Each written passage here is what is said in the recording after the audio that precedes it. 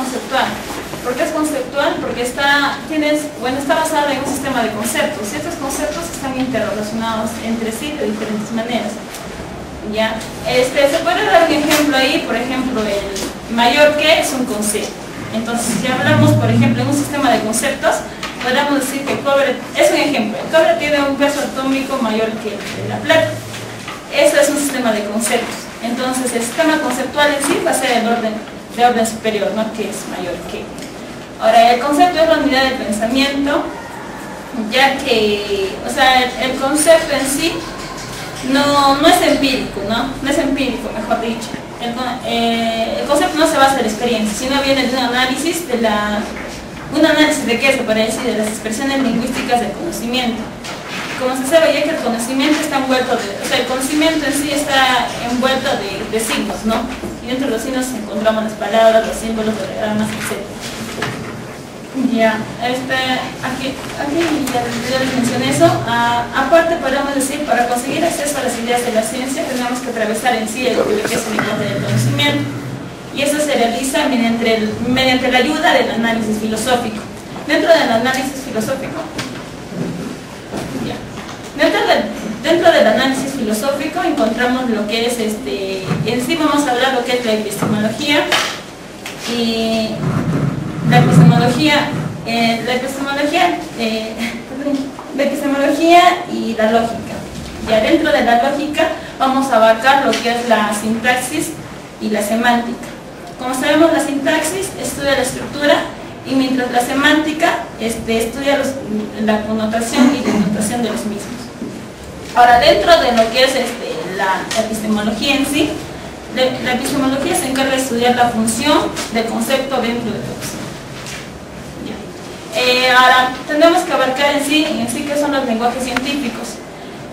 Los lenguajes científicos se pueden decir que son lenguajes creados, son artificiales, ya que la ciencia crea este tipo de lenguajes para poder, digamos, o sea, la ciencia crea estos lenguajes utilizando en sí lo que es el lenguaje ordinario.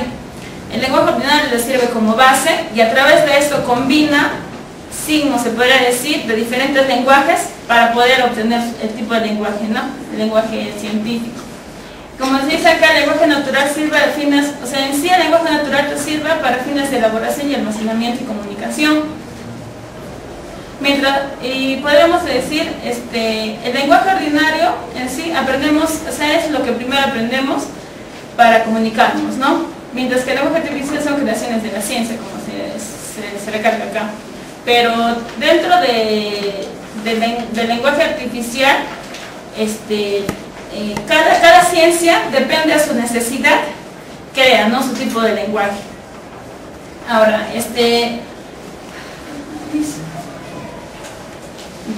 tanto en sí mismo y cuánto es el objeto social. Como objeto social lo estudia lo que es la ciencia, la antropología, la psicología, etcétera, hasta el sociólogo.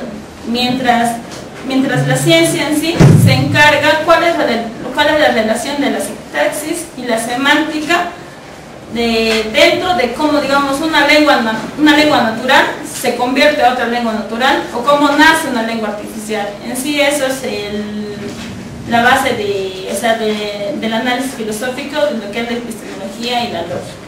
Ahora, podemos tomar un ejemplo, por ejemplo. Ya, por ejemplo, es un concepto, ¿no? Bueno, es una sentencia, llamamos, en lo que es la ciencia.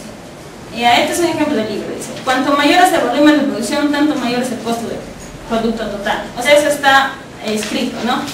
Ahora, lo podemos mencionar de diferentes maneras. Lo podemos poner, por ejemplo, Z es igual a M por Y más C.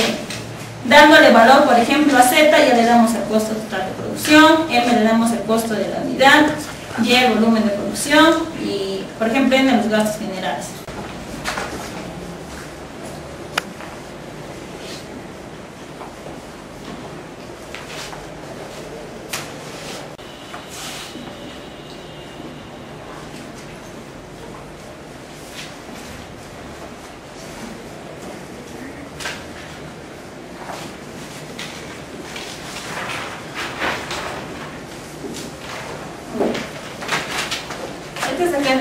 sentencia, eso lo podemos interpretar de otra manera, ¿no?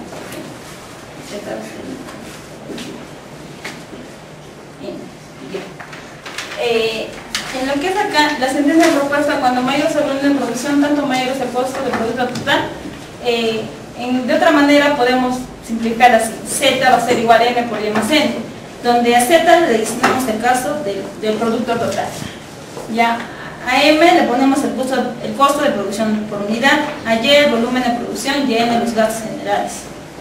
Ahora, nosotros al ver, por ejemplo, Z va a ser igual a M por Y más N, o mejor dicho, la sentencia no podemos deducir si es verdadero o no, ¿sí? Pero sí tenemos nociones de que es algo de economía. Entonces, cuando nosotros interpretamos, por ejemplo, ponemos Z por M por Y más N, si no miramos la sentencia, no podemos deducir en sí qué es, ¿no? Por ejemplo, otros lo pueden tomar esto como una expresión matemática, porque aquí está más. Entonces, más o menos puede ser, o sea, como una lengua natural cambia de otro, ¿no? Por ejemplo, de una lengua que está escrito, por ejemplo, se pasa a una lengua, por ejemplo, matemática. Ya. Por último, las proposiciones. Las proposiciones es una parte fundamental dentro del concepto, pero no es la única, ¿no? En sí, porque tenemos lo que son problemas, las sentencias, pero en sí, las proposiciones es como decir lo más importante en un concepto. Por eso, las proposiciones acá nos dice que es un producto lógico del pensamiento.